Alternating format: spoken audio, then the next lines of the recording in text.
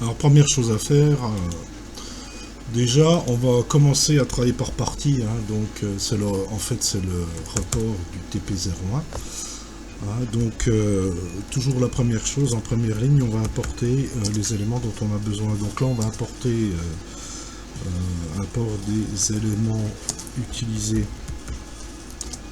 de Vue.js.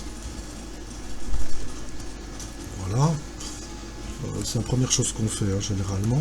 Regardez bien dans votre script à toujours avoir setup, hein, puisque ça va être l'initialisation de votre composant ou de votre vue. Hein, et puis voilà. Alors première chose, on va importer les classes, on va dire ça comme ça, dont on a besoin pour pouvoir les utiliser ensuite. Comme je vais faire une ref, ben, je vais apporter on va dire la fonction constructeur ref, puis ensuite je vais faire une réactive. Donc je vais importer réactive. Et puis ça vient toujours de ce qu'on appelle vue, hein, qui s'écrit comme ça, tout simplement. Puis après, on peut commencer à créer nos éléments.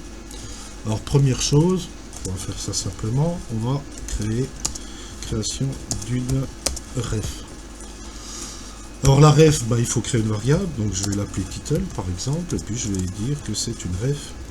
Et au départ, il n'y a rien dedans, je pourrais mettre la valeur directement, hein, évidemment, puisque la ref, elle n'a qu'une propriété qui s'appelle value.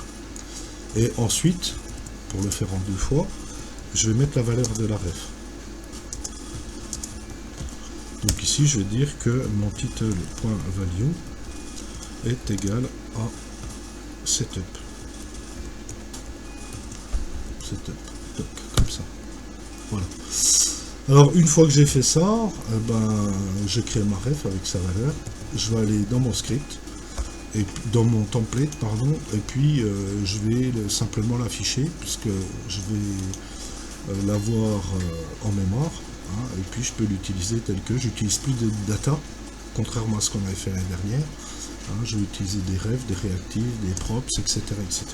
Alors là, je vais mettre ma petite classe conteneur que j'avais oublié pour commencer à mettre tout ça en forme. Donc ça, je l'enlève. Et puis ici, ben, je vais simplement faire, pas besoin, je vais mettre un H6, un petit titre, et puis je vais dire que je vais afficher ma ref qui s'appelle title, et donc qui vaut title, tout simplement title. Voilà. J'enregistre, et puis vous voyez, ben voilà, j'ai ma première ref qui est affichée, qui s'appelle title. Alors je vais mettre des HR pour faire des séparations. Puis vous voyez, les HR, on ne les voit pas. Donc vous pouvez mettre un style sur le composant, hein, ou un style général dans la feuille de style. Bon, simplement pour le faire au moins une fois, je vais mettre mon HR, ma balise HR, je vais dire que le background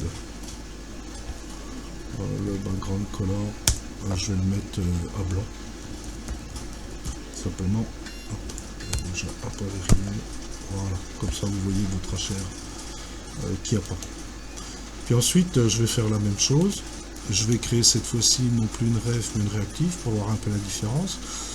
Donc la ref, on l'utilise beaucoup quand on ne connaît pas les structures ou quand on a une simple valeur à mettre, quel que soit le type de valeur. Hein. Alors que la réactive, c'est plutôt qu'on connaît la structure et qu'on veut initialiser un objet, par exemple, avec un certain nombre de valeurs. Donc création d'un objet réactive.